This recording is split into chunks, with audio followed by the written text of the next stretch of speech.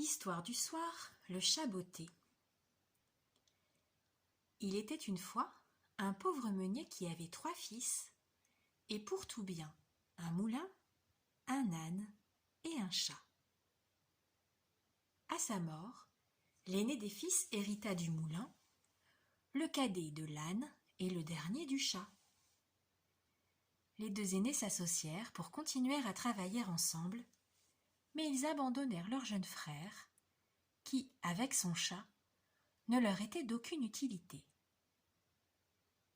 Ce dernier se demandait bien ce qu'il allait devenir. Il regardait son chat et réfléchissait à haute voix sur la valeur de sa peau, quand l'animal se dressa sur ses pattes de derrière et l'implora. « Maître, je t'en supplie, épargne-moi. Je ferai ta fortune si seulement tu me donnes ce que je te demande. »« Qu'est-ce que tu veux ?» répliqua le jeune homme, stupéfait. « Une paire de bottes, un sac en cuir et un chapeau orné d'une plume, » débita le chat sans hésiter. Le fils du meunier fit aussitôt cadeau au chat de son feutre et de sa gibecière, et dépensa ses derniers écus à lui acheter une paire de bottes assez fines pour le chausser. L'animal avait très fière allure dans ses cuissardes rouges. Il abandonna son maître pour partir chasser. Il eut vite fait d'attraper 2 beaux lièvres dans les prés. La sacoche pleine de gibier, le chat botté s'en vint au château et demanda à parler au roi. « Votre Majesté, lui dit-il en s'inclinant, je vous apporte ces 2 beaux lièvres de la part de mon maître, le marquis de Carabas. » Tous les jours de la semaine qui suivit, le chat botté revint au château pour offrir au roi les produits de sa pêche et de sa chasse de la part du marquis de Carabas. Un jour, il apprit des courtisans que le roi et sa fille comptaient faire une excursion le lendemain sur les berges d'un lac des environs. Aussitôt, le chat conçut un plan qui devait servir les intérêts de son maître.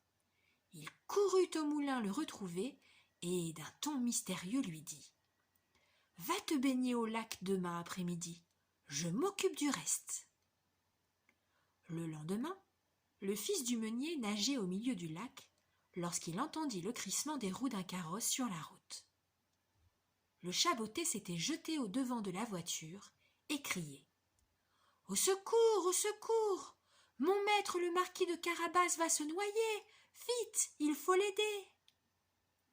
Le roi commanda à ses laquais d'aller secourir le marquis, puis, lorsque le chat lui eut encore expliqué que son maître s'était fait voler ses vêtements, le roi envoya un serviteur chercher au château un de ses costumes. En réalité, le chat avait caché les vieilles nippes de son maître derrière un rocher.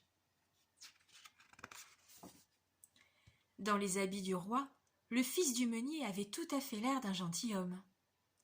En apercevant ce jeune et beau marquis, la princesse en tomba amoureuse et pria à son père de l'inviter à voyager dans leur carrosse. La fille du roi était très jolie, et le marquis fut vite séduit.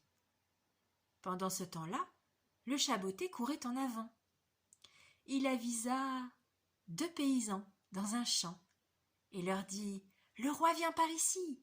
S'il vous demande à qui appartiennent ces champs, dites-lui qu'ils sont la propriété du marquis de Carabas, sinon vous serez haché menu comme chair à pâté. » Quand le roi vint à passer, il fit arrêter la voiture devant les paysans et, se penchant par la portière, leur demanda à qui appartenaient les champs qu'ils traversaient.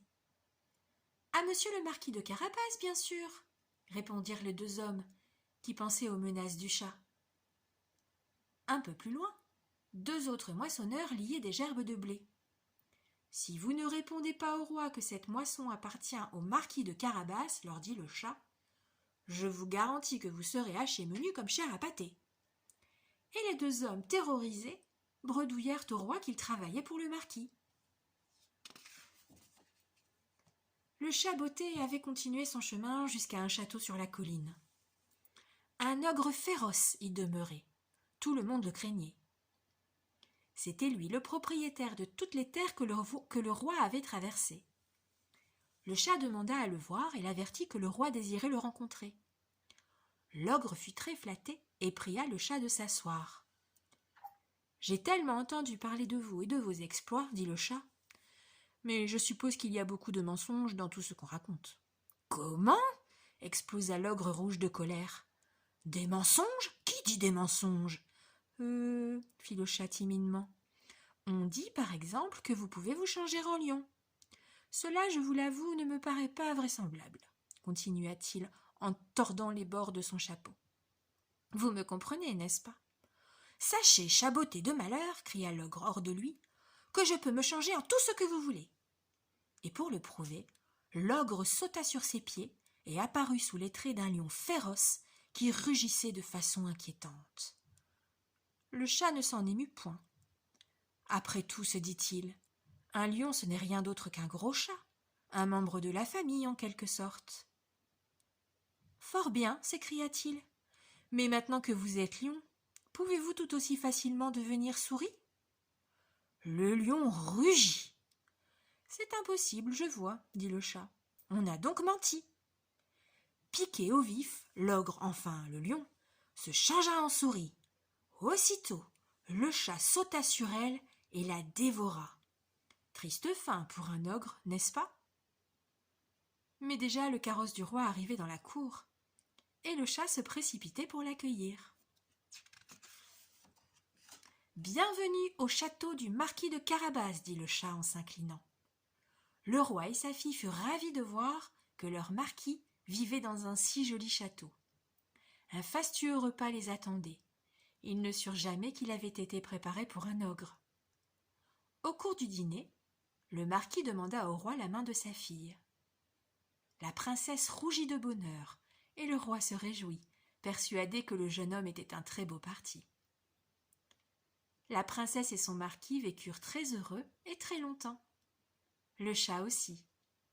Il continua à chausser des cuissardes rouges, mais se refusa à chasser les souris, la dernière qu'il avait mangée lui étant restée sur l'estomac. Il avait tenu sa promesse, et son maître lui en fut éternellement reconnaissant. Ils se regardaient parfois d'un air complice.